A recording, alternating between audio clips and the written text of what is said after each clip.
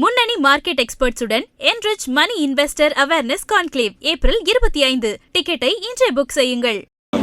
முழுக்க ஒன் சைடா நடக்குது சார். இந்த அதிகாரிகளை வச்சு தேர்தல் நடத்தினா ஒன் சைடா தீர்ப்பு தான் வரும். எப்படி பேசுமா 1 லட்சம் கொடுப்பேன், நீ என்னடா பண்ற? காசு வாங்க மாட்டேன்னு சொன்னா மிரட்டுறாங்க. வாங்க மாட்டியா என்ன பண்ணுவோம் தெரியுமா? மிரட்டுறாங்க. ஒரு வாகனத்தை பிடிக்கிறோம், அந்த வாகனத்தில் வெளியூர்காரங்க இருக்கிறாங்க, பணம் எடுக்குது, அதை சர்ச் பண்ண கூட மாட்டாங்கிறாங்க. இவங்களை நாங்கள் குடிச்சு கொடுத்தா 3 மணி நேரம் கழிச்சு வர்றாங்க. அது எதுக்கு வர்றீங்க? கோயம்புத்தூர் தென்னிந்தியாவின் மான்செஸ்டர் அப்படின்னு இதை சொல்லுவாங்க. ஆனால் இப்போ கோவை தெற்கு ஒரு போர்க்களம் மாதிரி ஆயிடுச்சு. என்ன நடக்குது அங்கே? ஒரு பக்கம் செந்தில் பாலாஜி, இன்னொரு பக்கம் வேலுமணி. அதிகார போட்டி உச்சக்கட்டத்தில் இருக்குது. ஓட்டுக்கு 5000 ரூபாய் கொடுக்குறாங்கன்னு புகார் ஒரு பக்கம். தேர்தலையே ரத்து பண்ணுங்க அப்படின்னு தேர்தல் ஆணையத்துக்கு இமெயில் மடை பொடியிறது இன்னொரு பக்கம். இதெல்லாம் தாண்டி இப்போது கோவையை அமைதியாக விடுங்க, தேர்தலை ரத்து பண்ணுங்கன்னு அதிமுக வேட்பாளர் அம்மன் அர்ஜுனன் கலெக்டர் ஆஃபீஸ் வாசலில் காலையிலேருந்து தர்ணாவில் உட்காந்துருக்காரு. 3 கோடி ரூபாயை நாங்கள் கண்ணால் பார்த்தோம், ஆனால் அதிகாரிகள் மெத்தனமாக இருக்காங்கன்னு அவர் வைக்கக்கூடிய குற்றச்சாட்டுகள் இப்போ தமிழக அரசியலையே உலுக்கிட்டு இருக்கு. நிஜமாவே கோவை தெற்குல தேர்தல் நடக்குமா இல்லை ரத்தாகுமா? அங்கே இருக்கக்கூடிய மாவட்ட ஆட்சியர் என்ன சொல்கிறாரு? எல்லாத்தையுமே இந்த வீடியோவில் விலாவரியாக பார்க்க போகிறோம். ஸ்கிப்பாக நம்ம கடைசி வரைக்கும் பாருங்கள். 2026 சட்டமன்ற தேர்தல் வாக்குப்பதிவு நாளைக்கு நடக்க போகுது. ஆனால் நேற்று பிரச்சாரம் முடிஞ்சதில் இருந்தே கோவையில் அனல் பறந்துக்கிட்டு இருக்கு. குறிப்பாக கோவை தெற்கு தொகுதி இப்போ தமிழகத்தோட ஹாட் டாப்பிக்காக மாறி இருக்கு. அந்த தொகுதியில் மட்டும் ஏன் இவ்வளோ பரபரப்பு? அதற்கு முக்கிய காரணம் அங்கே களமிறங்கி இருக்கக்கூடிய திமுக வேட்பாளர் செந்தில் பாலாஜி. முதலமைச்சர் ஸ்டாலின் அவர்கள் ஒரு ஸ்பெஷல் அசைன்மெண்ட் கொடுத்து தான் இவரை கோவைக்கு அனுப்பியிருக்காரு. 2021 தேர்தலில் கோவையில் திமுகவுக்கு மிகப்பெரிய அடி கிடைச்சது உங்களுக்குலாம் தெரியும். அதை மாற்றணும்னு தான் 2022 உள்ளாட்சி தேர்தல், அப்புறம் 2024 எம்பி தேர்தல்னு அடுத்தடுத்து வெற்றிகளை செந்தில் பாலாஜி இங்கே தட்டி பிரிச்சார். இப்போ 2026 ஒரு ஹாட்ரிக் அடிக்கணும் அப்படிங்கிறது தான் திமுகவினுடைய பிளானாக இருக்குது. இதனாலேயே களத்தில் காசு, பணம், அதிகாரம்னு எல்லாமே பயங்கரமாக விளையாடுது அப்படின்னு சொல்கிறாங்க. முதல்ல நாம் ஒரு விஷயத்தை புரிஞ்சுக்கணுங்க. கோவை தெற்கில் போட்டியிடுறது அதிமுக வேட்பாளர் அம்மன் அர்ஜுனன் அப்படின்னு சொன்னாலும் கூட இது நிஜமாகவே எடப்பாடி பழனிசாமியின் தளபதியான வேலுமணிக்கும் முதலமைச்சர் ஸ்டாலினின் நம்பிக்கைக்குரிய செந்தில் பாலாஜிக்கும் இடையில் நடக்கக்கூடிய ஒரு நேரடி போராக தான் பார்க்கப்படுது. கோவை மண்டலத்தை மொத்தமாக திமுக பக்கம் இழுக்கணும் அப்படின்றது தான் செந்தில் பாலாஜியினுடைய ஸ்பெஷல் அசைன்மெண்ட். அதை தடுக்கிறது வேலுமணியினுடைய கௌரவ பிரச்சனையாக இருக்குது. இதனால தான் கரூர்காரங்க கோவையில் குவிஞ்சிருக்காங்கன்னு அதிமுக தரப்பு கொதிக்கிறாங்க. ஹாட்ரிக் வெற்றிக்காக திமுகவும் கோட்டையை விடவே மாட்டோம்னு அதிமுகவும் மோதுறதுனால ஒரு சட்டமன்ற சாதாரண தேர்தல் இப்போது அங்கே கோயம்புத்தூரையே ஒரு பொருட்களம் மாதிரி மாற்றியிருக்கு. சரிங்க, இப்போ மெயினான விஷயத்துக்கு வரலாம். கோவை தெற்கு தொகுதியில் திமுக தரப்பில் ஒரு ஓட்டுக்கு 5000 ரூபாய் வரைக்கும் கொடுக்குறாங்க அப்படின்னு அதிமுக தரப்பும் சில சுயேட்சை வேட்பாளர்களும் போர்க்கொடி தூக்க ஆரம்பிச்சிருக்காங்க. கரூர்காரங்க இங்கே வந்து தங்கியிருந்து பணத்தை வாரி இறக்கிறாங்க அப்படின்னு அதிமுக தரப்பு தேர்தல் அதிகாரி கிட்ட கம்ப்ளைண்ட் கொடுத்துருக்காங்க. நேற்று நைட்டு முழுக்க அங்கே ஒரே ரகலை தாங்க. ராமநாதபுரம் 80 அடி ரோட்டில் திமுக அதிமுக காரங்களுக்கு நடுவில் மிகப்பெரிய அடிதடியே நடந்திருக்கு. ஒரு கட்டத்துக்கு மேலே எவ்வளோ ட்ரை பண்ணியும் கண்ட்ரோலே பண்ண முடியாமல் போலீஸ் வந்து தடியடி நடத்தி தான் எல்லாத்தையுமே கலைச்சிருக்காங்க. அதிமுக தரப்பில் ஒரு ஓட்டுக்கு 1000 ரூபாய் கொடுக்குறாங்கன்னு ஒரு பேச்சு ஒரு பக்கம் ஓடிட்டு இருக்கு. ஆனால் திமுக 5000 ரூபாய் தந்து எங்களை ஓரங்கட்டதுன்னு அதிமுகவினர் பயங்கர டென்ஷனில் இருக்காங்கன்னு சொல்கிறாங்க. இப்போ நடந்த அதிரடியான சம்பவத்துக்கு வருவோம்.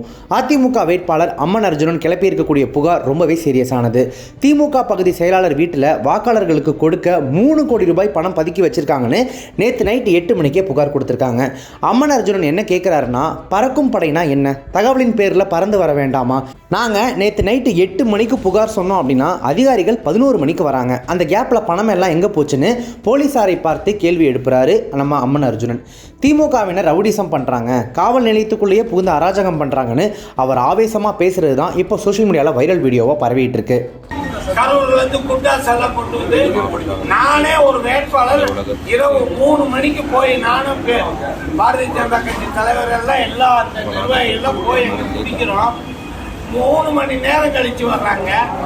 அதுக்கு முதல்ல சுங்கத்துல எங்களுடைய பகுதி இவரோட பையனை என்ன சார் மனுஷனா மிருகமா சார் வந்தவன் கடிக்கிறான் சார். மிருகத்தான் சார் கடிக்கும்.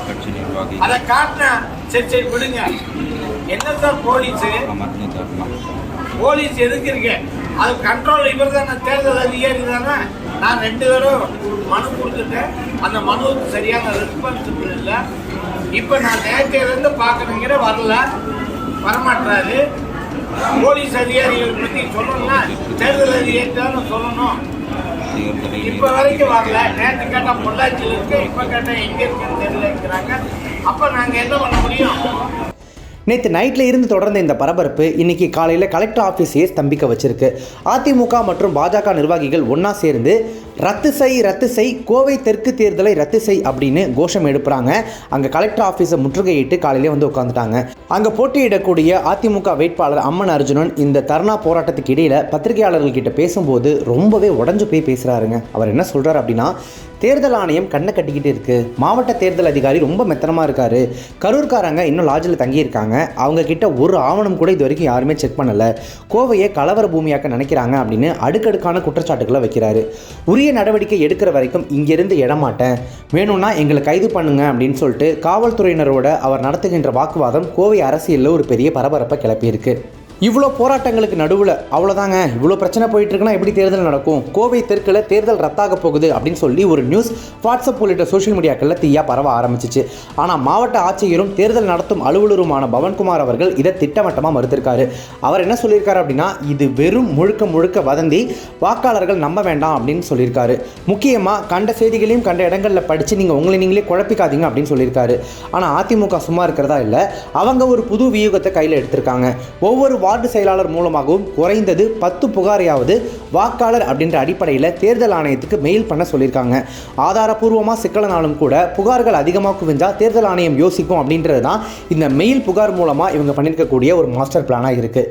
எது எப்படியோங்க, கோயம்புத்தூர் தெற்கில் இப்போ செந்தில் பாலாஜி வெர்சஸ் அம்மன் அர்ஜுனன் அப்படின்ற அந்த வேட்பாளர்கள் போட்டியெல்லாம் தாண்டி இது திமுக அதிமுகவோட கௌரவ பிரச்சனையாகவே மாறிடுச்சு. திமுக நினச்ச மாதிரியே இங்கே ஹாட்ரிக் அடிக்குமா, இல்லை அதிமுக இந்த மெயிலில் புகார் அனுப்பக்கூடிய தங்களுடைய வியூகத்தில் ஜெயிக்குமான்னு நாளைக்கு சாயங்காலம் தெரிஞ்சிடும்.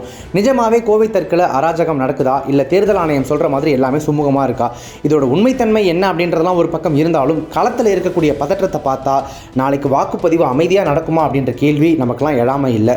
பணம் கொடுத்தா மக்கள் ஓட்டு போடுவாங்கன்னு நினைக்கிறது ஜனநாயகத்துக்கே ஒரு அசிங்கம்னு அம்மன் அர்ஜுனன் கொதிச்சு போய் சொல்கிறாரு.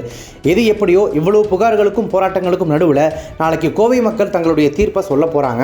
ஆனால் ஒரு விஷயம் மக்களே, பணம் ஓட்டுக்கு கொடுக்குறாங்க அப்படின்னா அது யாரு கொடுத்தாலும் தப்பு தான், அதை வாங்கவே கூடாது. உங்களுடைய ஓட்டு உங்களுடைய உரிமை, அதை காசுக்கு விற்காமல் சரியான வேட்பாளருக்கு போடுங்க. இந்த கலைபரங்கள் பற்றி நீங்கள் என்ன நினைக்கிறீங்க? உண்மையாகவே கோவை தெற்கில் தேர்தல் ரத்து ஆகுமா அல்லது ரத்து பண்ணணுமா, இல்லை ஓட்டுப்பதிவு அங்கே நடத்தி பார்க்குறது தான் சரியா? உங்களுடைய கருத்துக்களை மறக்காமல் கமெண்ட்ஸை சொல்லுங்கள். இந்த மாதிரியான தேர்தல் குறித்த அடுத்தடுத்த அப்டேட்களை தொடர்ச்சியாக தெரிஞ்சுக்கிறதுக்கு நம்ம சேனலை இப்போவே சப்ஸ்கிரைப் பண்ணிட்டு ஃபாலோ பண்ணிக்கோங்க. Subscribe to One India and never miss an update.